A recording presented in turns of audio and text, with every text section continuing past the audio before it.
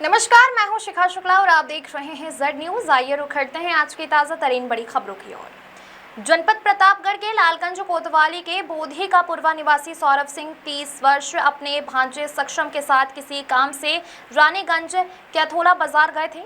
दोनों ने बाजार के पुलिस चौकी के पास अपनी बाइक खड़ी कर सामान खरीदना शुरू किया। इसी दौरान वहां खड़ी एक कार अचानक पीछे की ओर बैक होने लगी, जिससे सौरभ की स्कूटी में टक्कर लग गई। इस बात को लेकर सौरभ और कार चालक के बीच कहासुनी हो गई। प्रत्यक्षदर्शी के अनुसार विवाद बढ़ने पर कार चालक ने लाइसेंस निकाल लिया और सौरभ पर दौड़ाकर फायर कर दिया।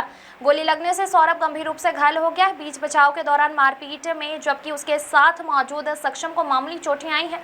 स्थानीय लोगों की मदद से दोनों घायलों को निजी वाहन से ट्रॉमा सेंटर पहुंचाया गया है।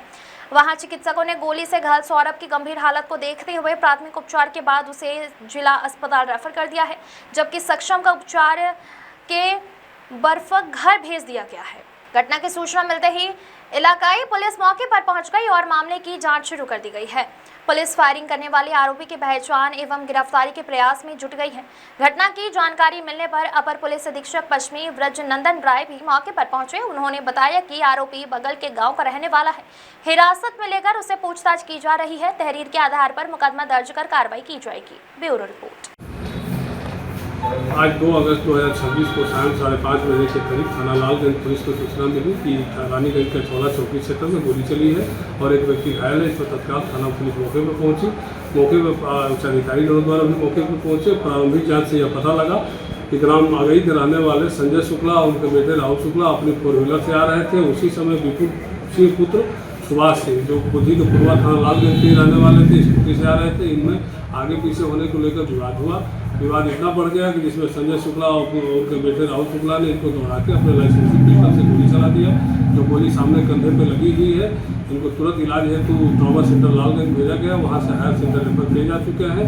घटना कारित करने वाले दोनों अभियुक्त संजय शुक्ला और उनके बेटे राहुल शुक्ला को पुलिस द्वारा गिरफ्तार कर लिया गया है और घटना में प्रयुक्त असलहा भी पुलिस द्वारा बरामद हो चुका है। घर वालों से तहरीर प्राप्त कर सुसंगत धाराओं में अभियोग पंजीकृत की जा रही है। मौके पर शांति व्यवस्था कायम है। श्रावण मास के प्रथम सोमवार पर कानपुर के प्रसिद्ध बाबा अंदेश्वर धाम में आस्था का अद्भुत संगम देखने को मिला। देर रात से ही शिव भक्तों की लंबी लंबी कतारें मंदिर परिसर से दूर तक दिखाई दी। बोलबम और हर हर महादेव के जयघोष से पूरा वातावरण शिवमय हो उठा। लाखों श्रद्धालुओं ने बाबा के दर्शन कर जलाभिषेक किया। प्रशासन की ओर से सुरक्षा और श्रद्धालुओं की सुविधा के व्यापक इंतजाम किए गए हैं। श्रावण मास के पहले सोमवार को बाबा आनंदेश्वर धाम में रात लगभग 10 बजे से ही श्रद्धालुओं का पहुंचना शुरू हो गया। देखते ही देखते मंदिर के बाहर भक्तों की लंबी कतार लग गई। श्रद्धालु पूरी श्रद्धा और उत्साह के साथ बाबा भोलेनाथ के दर्शन के लिए घंटों इंतजार करते नजर आए। मंदिर के कपाट रात करीब 2 बजे खोल दिए गए, जिसके बाद जलाभिषेक और पूजा अर्चना का सिलसिला लगातार जारी है। सुबह होते होते मंदिर परिसर और आसपास का पूरा क्षेत्र शिव भक्तों से खचाखच भर गया। कांवड़ लेकर सैकड़ों की संख्या में कांवड़िए भी बाबा के दरबार पर पहुंचे और गंगा जल से भगवान शिव का जलाभिषेक किया। युवाओं के बोलबम और हर हर महादेव के जयघोष से पूरा वातावरण भक्तिमय हो गया। श्रद्धालुओं में गजब का उत्साह और आस्था देखने को मिली।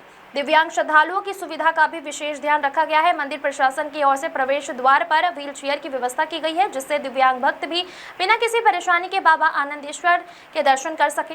प्रशासन और मंदिर समिति के संयुक्त प्रयासों से श्रद्धालुओं को सुरक्षित, व्यवस्थित और सुगम दर्शन कराने की पूरी कोशिश की जा रही है।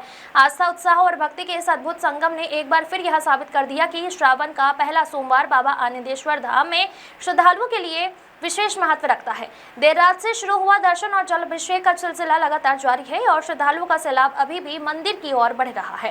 Bureau report. मैम, आज सावन का पहला सोमवार है, भक्तों की भारी भीड़ देखने को मिल रही है। किस तरीके की व्यवस्था की तैनाती की गई?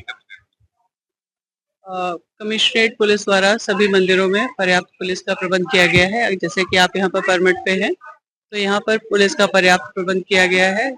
3 शिफ्टों में ड्यूटियां लगाई गई हैं। जल पुलिस, फायर टेंडर, LIU और सभी की ड्यूटियां यहाँ पर लगाई गई हैं। पर्याप्त पुलिस बल है और आप देख रहे हैं कि सभी लोग सुगमता से यहाँ पर दर्शन कर रहे हैं। किसी भी प्रकार की भक्तों को कोई असुविधा नहीं होने दी जा रही है। देखिए, बाबा के लिए कुछ कह सकूं ऐसा कोई शब्द नहीं है हमारे पास, लेकिन मैं एक बात बाबा आनंदेश्वर बाबा की तरफ से सभी आपके चैनल के माध्यम से सभी प्रदेशवासियों से एक बात कहूंगा कि अभी भी समय है। आपने देखा जिस तरीके का प्रदर्शन दिल्ली में हुआ और जिस तरीके की जो जनजी शब्द निकला है, निकल के आया है। सभी माता पिता एकदम भयभीत हैं, उनको लग रहा है हमारी संतान ऐसी ना हो। तो अगर आप चाहते हैं कि हमारी संतान ऐसी ना हो तो उनको मंदिर ले आइए, उनको दर्शन कराइए, उनको सद्बुद्धि दिलवाइए, क्योंकि आज कहीं ना कहीं जब हम दर्शन कर रहे हैं तो हमारी संतानें कहीं ना कहीं 9, 10, 11, 12, 1, 2 बजे तक सो रही है और रात में जागती है। तो जो रात में जागेगा वो निशाचर ही कहलाएगा। तो मैं सिर्फ इतना कहूंगा कि अगर जनजी को अच्छा करना है तो उनको अपने अध्यात्म से जोड़ना होगा, अपने धर्म से जोड़ना होगा, अपने ग्रंथों से जोड़ना होगा। बाकी कुछ भी अलग से उन्हें पढ़ाने की जरूरत नहीं है। बस कहूंगा, बोलिए बाबा आनंदेश्वर भगवान की जय। कानपुर वासियों का रक्षा करने वाले हमारे बाबा आनंदेश्वर जी पूरे देश की, पूरे विश्व की रक्षा करने वाले। आज सावन का पहला सोमवार है और आज इतनी अच्छी दिव्य व्यवस्था है कि आप देखो लाइन में भी जाके आधे घंटे में आप दर्शन करके अपने घर जा रहे हो। हमें बहुत अच्छा लगा, लेकिन कुछ लोग आ रहे हैं जो इसको गलत मान रहे हैं, वो अच्छी बात नहीं है। अगर सबके लिए व्यवस्था, देखो मैं आई, मुझे 15 मिनट लगा, महिलाओं में से गई, अंदर दर्शन किया और उधर हुआ है। पिछली बार की अपेक्षा लोगों का जो रिव्यू आया, लोगों का कहना है इस बार दर्शन बहुत शांति से और सुगम दर्शन हो रहा है। नहीं तो ये हमारी सरकार योगी मोदी की देन है। हर मंदिरों में, पूरे देश में मंदिरों में इसी तरीके चल रहा है। अभी आप यहाँ आओ, अभी आओ जागेश्वर जाओ, बनखंडेश्वर जाओ, सिद्धिनाथ जाओ, हर मंदिरों में यही व्यवस्था है। मैं अपने कमिश्नर के, पुलिस कमिश्नर को, इन लोगों को बहुत तहे दिल से धन्यवाद। हम सावन के पहले सोमवार में देशवासियों को संदेश देना चाहेंगे, सब मस्त रहे, स्वस्थ रहे, ये मैं कामना करता हूँ। रायबरेली जनपद के सरेनी विधानसभा 182 में टिकट को लेकर प्रत्याशियों एवं जनमानस में काफी चर्चा का विषय बना हुआ है। लालगंज के माने जाने हरि प्रताप पैलेस में वरिष्ठ भाजपा नेता शेर जंग सिंह यादव ने प्रेस वार्ता को संबोधित करते हुए कहा कि सरेनी विधानसभा 82 में भारतीय जनता पार्टी सरेनी विधानसभा का एक ही चेहरा 2027 के चुनाव में उतरना चाहती है और वह चेहरा शेर जंग सिंह यादव के रूप में जनमानस के सामने आएगा। सिंह यादव ने कहा कि पार्टी समीकरण को आधार मानकर प्रत्याशी को मैदान में उतारती है और उसी समीकरण पर मैं दावा करता हूं कि आगामी भावी विधायक का उम्मीदवार रहूंगा। हमारे ऊपर पार्टी के शीर्ष नेताओं का आशीर्वाद है। पत्रकार बंधुओं के पूछने पर सिंह यादव ने बताया कि हम सरेनी विधानसभा 182 की जनता के समक्ष बिजली, शिक्षा, रोजगार, स्वास्थ्य एवं किसान भाइयों के मुद्दों की समस्याओं को लेकर अपनी विधानसभा में कार्य करूंगा। हम विधायक बनकर नहीं, जनता विधायक बनकर सरेनी विधानसभा में कार्य करेगी। प्रेस वार्ता में जनता से संबंधित समस्याओं को सिंह यादव को अवगत कराया गया तो सिंह यादव ने कहा कि जनता का जन प्रतिनिधि अपने कोष से चाहे तो संबंधित समस्याओं का समाधान करा सकता है। अल्पसंख्यक, पिछड़ा एवं सामान्य वर्ग का जनमानस हमारी भारतीय जनता पार्टी के साथ है।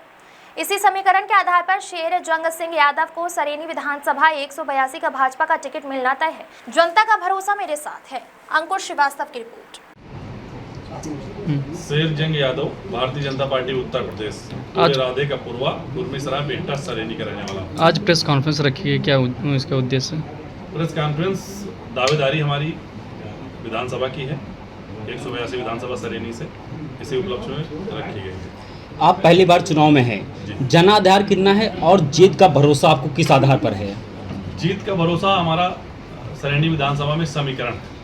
जिस समीकरण को हमारा समाज, हमारा यादव समाज, समाजवादी पार्टी के कैंडिडेट को हर बार विजयी बनाने का कार्य करता है। जब हमारे यादव समाज से हम कैंडिडेट हैं तो वो यादव समाज हमारे साथ है पूरी तरह से, और मुस्लिम समाज भी हमारे साथ है। जो हमारे सनातन को मानता है, हमारा सपोर्ट करता है, वो समाज भी हमारे साथ है। यादव समाज का लगभग कितना % वोट आपको जाएगा? यादव समाज का वैसे तो हम 100% के दावेदार हैं यहाँ पे, क्योंकि यादव समाज ऑलरेडी 2 कैंडिडेट यादवों के यहाँ से लड़ चुके हैं। उनके जनमत को देखते हुए वो बाहरी कैंडिडेट थे, और चूंकि हम यहाँ के मूलतः निवासी हैं, यहाँ के रहने वाले, यहाँ के बेटे हैं, तो हमारे साथ पूरा समाज हमारे साथ है। आप राजनीति में जो है जातिगत व्यवस्था की बात करना कितना उचित है? क्या नेताओं को ये शोभा देता है कि वो जो है जातिगत व्यवस्था के आधार पर चुनाव लड़ें? जातिगत व्यवस्था की बात नहीं है। बात यह है कि समीकरण आज की डेट में उत्तर प्रदेश का जो चल रहा है, वो कैंडिडेट अपने समाज के हिसाब से ही यहाँ पे चयन होता है। नहीं तो यादव जो है वो तो समाजवादी पार्टी की तरफ से, आप भारतीय जनता पार्टी की तरफ से आप दावेदारी कर रहे हैं। नहीं, समाजवादी पार्टी तो कभी थी यहाँ। राजा साहब समाजवादी पार्टी से जो समाज ने जितवाया, हर समाज के यादवों ने नहीं जितवाया, हर समाज ने जितवाया उनको। लेकिन राजा साहब क्या चुनाव के बाद यहाँ दिखाई दिए?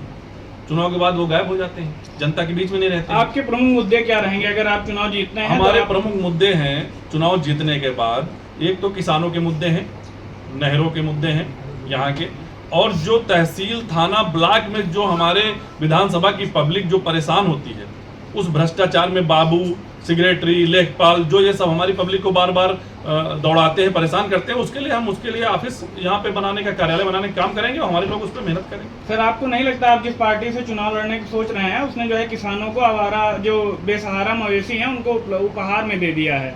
नहीं, ऐसा नहीं है, बेसहारा मवेशी उपहार में नहीं दिया है। उसके लिए हम लोगों ने गौशाला का निर्माण मतलब किया है, हर जगह पे गौशालाएं बनवाई हैं। अब ये अलग बात है कि हम लोग मतलब गांव के लोग ही छोड़ देते हैं, गौशाला तक उसको नहीं पहुंचाते हैं, वहां बांध के नहीं आते हैं, या लिखित रूप में किसी को दर्ज नहीं कराते हैं कि हम ये हमारी मवेशी है, इनको हम यहाँ पर छोड़ रहे हैं। तो बाकायदा कार्रवाई पे उसको लेना चाहिए। भारतीय जनता पार्टी की सरकार में किसानों को जो है खाद यूरिया की समस्या बनी रहती है, कोई भी नेता सामने नहीं आता है, उसके बारे में आप क्या कहना चाहेंगे? ऐसा नहीं, सभी किसानों को खाद यूरिया की समस्या नहीं है। जहाँ पे जो लोग ठीक ठाक राजनीतिक लोग हैं, कोई मंत्री है, कोई ठीक ठाक विधायक है, जो जोरदार नेता हैं जिस क्षेत्र के, वो अपने यहाँ के किसानों को, अपने विधानसभा किसानों को उपलब्ध कराते हैं खादें। उसी में अगर यहाँ के नेता अगर ये चाहते हो पूरी जोरदारी से काम करते तो सरेनी का किसान जो है खाद के लिए मुहताज नहीं होता। क्या आप सरेनी जीतने आए हैं या किसी प्रत्याशी को वोट काटने आए हैं? हम स्वयं लड़ने आए हैं और हमारे जो राजनीतिक पितामह है माननीय राजनाथ सिंह रक्षा मंत्री जी, उन्होंने ही उनके आशीर्वाद है हमारे ऊपर, उनके परिवार का आशीर्वाद है, और हमारे समाज के जो मुख्यमंत्री हैं माननीय मोहन यादव जी, उनका भी आशीर्वाद है। लेकिन हमारे जो नेता हैं वो माननीय राजनाथ सिंह जी हैं, उनके आशीर्वाद से मैं यहाँ पे आया हूँ। अगर टिकट नहीं मिला तो आप मैदान में रहेंगे या आप अपने कदम पीछे पार्टी जो निर्णय लेगी उसी आधार पे हम चुनाव लड़ेंगे। पार्टी का, हमारे शीर्ष के नेताओं का ही मतलब जो आदेश है वो मेरे लिए सर्वोपरि है। सरेनी आपको वोट क्यों दे? आपकी क्या ऐसी उपलब्धि है कि जिस पर सरेनी आप पर भरोसा करे? सरेनी हमारे ऊपर इसलिए भरोसा करेगा कि सरेनी सबको आजमा के देख चुका है। यहाँ जितने लोग हैं सबको देख चुका है सरेनी, चाहे वो राजा साहब हो, चाहे वो मतलब जो कोई भी कैंडिडेट हो, मैं किसी को बोल नहीं सकता हूँ, लेकिन पर्सनली मेरा किसी से कोई दोष नहीं है। लेकिन जो सरेनी ने देखा उसमें मेरा भी घर है। ऐसा नहीं है कि सरेनी से मेरा घर अछूता हुआ है, तो अगर सब लोगों को कष्ट हुआ तो मेरे घर को भी कष्ट हुआ है, तो देख लिया है सबको। अब एक किसान का और बैकवर्ड पिछड़े का बेटा है, हमेशा राजा बने हैं, अब एक प्रजा बनेगी, तो क्या दिक्कत है? लगातार सरेनी में जो विधायक दौड़ा कर रहे हैं 5 वर्षों से लगातार, क्या लगता है जनता उन पर भरोसा करेगी या आप पर करेगी? दौड़ने से कुछ नहीं होता, आज सामने वाले को दिखना चाहिए। एक आदमी की आप मदद करते हैं, अगर 12 बजे रात को ठंडी में उठ के अगर नेता फोन उठा लेता है, एक आदमी की मदद करता है, तो वो आदमी 200 आदमी के बराबर है। एक आदमी आप सबके लिए केवल होर्डिंग और पोस्टर और बैनर पे नेता बने रहिए, उसका कोई मायने नहीं। सरेनी क्षेत्र के जनमानस के लिए आपके द्वारा कौन कौन से कार्य किए गए? अभी तो हम कुछ है नहीं, ना हम किसी कुर्सी पे हैं ना किसी पोस्ट पे हैं, लेकिन सरेनी के अगर जितने पत्रकार साथी हैं, ये कभी हमारे साथी भी रहे होंगे इसमें से कुछ लोग, तो उनसे पूछ लीजिए, अगर वो कहीं भी हैं, यही नहीं रायबरेली में ही नहीं, कानपुर और पूरे प्रदेश में या दूसरे प्रदेशों में भी, अगर उन्होंने मुझे फोन मिलाया हो, किसी प्रशासनिक अधिकारी ने उनको रोका है, दरोगा, टीआई, कोतवाल, किसी ने रोका है, तो मैंने फोन उठाने का काम किया और उनको छुड़वाने का काम किया। अगर आप चयनित हो जाते हैं तो उसके बाद आपके दिमाग में ऐसे कौन से कार्य हैं जिन्हें आप 1 साल के अंदर प्रभावी ढंग से जो है धरातल पर उतारने का कार्य करेंगे? देखो, हम अगर अभी हमारी प्रेस वार्ता आप लोगों से हो रही है, शुरुआत का मामला है, तो मैं इस बात को चैलेंज नहीं कर सकता हूं कि मैं 1 साल के अंदर यहाँ तीर मार दूंगा, तो तीर मारने वाली बात नहीं। लेकिन यहाँ पे एयरपोर्ट बनवाने का काम, उसमें केंद्रीय मिनिस्टरों से भी मेरी वार्ता हो चुकी है, और रोजगार लाने का काम और कारखाने लाने का काम मैं करूंगा, जिससे हमारी सरेनी का विकास हो सके। सर, सरेनी क्षेत्र की जो जनता है उपजाऊ भूमि है, तो इस कारण से जो है यहाँ पे फैक्ट्रियां नहीं लग सकती हैं, तो इस कारण से रोजगार तो सृजित नहीं हो सकते हैं कारखानों के माध्यम से, ऐसा आप भी जानते होंगे। तो रोजगार के लिए क्या विकल्प हो सकते हैं? यहाँ उपजाऊ भूमि है, लेकिन कुछ जगह पे ही उपजाऊ भूमि है, लेकिन अगर आप कहीं इंटीरियर में देखेंगे, आप कटघर साइड देखेंगे, तुर्का साइड पूरा ऊसर बना हुआ है, वहाँ कुछ नहीं पैदा होता। हमारा एक एक चीज यहाँ, एक एक गांव घुमा हुआ है। मैं कोई नया व्यक्ति यहाँ के लिए नहीं हूँ, मैं यहाँ पूरा आप इस क्षेत्र जहाँ पकड़ा से हमारी विधानसभा चालू होती है और 74 तक चालू रहती है, नारायण दास खेड़ा के बॉर्डर तक, वहां तक के लोग मुझे जानते हैं कि ये शेरजंग यादव क्या करते हैं। नेताजी, सरेनी विधानसभा से चुनाव लड़ने की आपकी सबसे बड़ी वजह क्या है? सबसे बड़ी वजह है कि यहाँ विधायक बनते आदमी गायब हो जाता है, और किसी को फोन करो तो फोन नहीं उठाते हैं वो लोग, उनके प्रतिनिधि जो है भ्रष्टाचार करने लगते हैं, उनके लोग पब्लिक का कोई कार्य नहीं सुनते हैं। तो इसलिए हम नहीं कह रहे हैं, ये पब्लिक की आवाज, आप लोग पब्लिक में जाएंगे आपको आंसर मिल जाएगा उसका। नेताजी, युवाओं के रोजगार के लिए आपका क्या रोड मैप होगा यदि आप विधायक बने तो? हमने बताया तो, युवाओं के रोजगार के लिए जो उपजाऊ भूमि है उसको छोड़ के जहाँ पे हमारी पड़ती भूमि है, जहाँ कुछ इंटीरियर भूमि है, जहाँ जंगल है, वहाँ की व्यवस्था हम उस हिसाब से करेंगे। आप वर्षों से भाजपा में सक्रिय हैं, पार्टी आपके नाम पर भरोसा क्यों करे, क्यों विधायकी का टिकट आप? पार्टी को सीट चाहिए तो शेरजंग यादव हैं यहाँ से, पार्टी ने 2 यादव यहाँ से लड़े, उन कैंडिडेटों का वोट बैंक भी देख लिए, हर प्रकार से हम यहाँ मजबूत हैं, सभी लोग लड़के देख चुके हैं, सब लोगों को पब्लिक देख चुकी है, एक हम हैं, अगर हम गरीब किसान के बेटे हैं तो हमको भी मौका मिलना चाहिए। नेताजी, जनता आपको ही विधायक क्यों चुने, आपकी सबसे बड़ी विशेषता क्या होगी? हम विधायक कहाँ हैं, हम तो जनता के सेवक हैं, हमको विधायक चुनने की जरूरत क्या है? जनता शेरजंग विधायक रहेंगे तो आज की डेट में आप जान लीजिए जनता विधायक रहेगी सरेनी की। क्या आप विधायक बनने के बाद नियमित जनसुनवाई और जनता के प्रति जवाबदेही सुनिश्चित करेंगे? हाँ, अगर हम विधायक बनते हैं, ये बात आपका प्रश्न बहुत अच्छा है, अगर हम विधायक बनते हैं तो नियमित जो भी बाजारें लगती हैं, वो रालपुर की हो, सरेनी की हो, भोजपुर की हो, डलमऊ की हो, लालगंज की हो, जहां जहां बॉर्डर की जो भी बाजारें लगती हैं वहां पे दरी बिछा के बैठने का काम शेरजंग यादव करेंगे और दूसरे विधायकों को इतिहास में ये नाम दर्ज करवाने का काम करेंगे कि विधायक का स्थान दरी बिछा के रोड पे बैठने का। नेताजी, एक अंतिम प्रश्न है, सरेनी की जनता के नाम आपका अंतिम संदेश क्या होगा आज की प्रेस कॉन्फ्रेंस के दौरान? सरेनी की जनता के नाम मेरा अंतिम संदेश यही है कि दिखाओ चाबुक तो सलाम करते हैं, और ये वो शेर नहीं है जो सर्कस में काम करते हैं, ये वो शेर हैं जो मैदान में धरातल में काम करते हैं और काम करके दिखाएंगे, एक नेता के रूप में नहीं, आपके बेटे के रूप में। उज्जैन में रोज अपने पिता के साथ स्कूल जाते समय नन्हा शह सत्रजीत एसपी ऑफिस के सामने से गुजरता था। उसके मन में बस एक ही इच्छा होती थी कि एक दिन एसपी सर से जरूर मिलना है। पिता ने बेटे से कहा, अगर तुम दिल से अच्छा वीडियो बनाओगे और एसपी सर को वहां पसंद आएगा तो मैं तुम्हें उनसे जरूर मिल पाऊंगा। वीडियो जब पुलिस अधीक्षक श्री प्रदीप शर्मा तक पहुंचा तो उन्होंने बच्चे को कार्यालय बुलाने के बजाय खुद उनके घर पर जाकर उसे सरप्राइज दिया।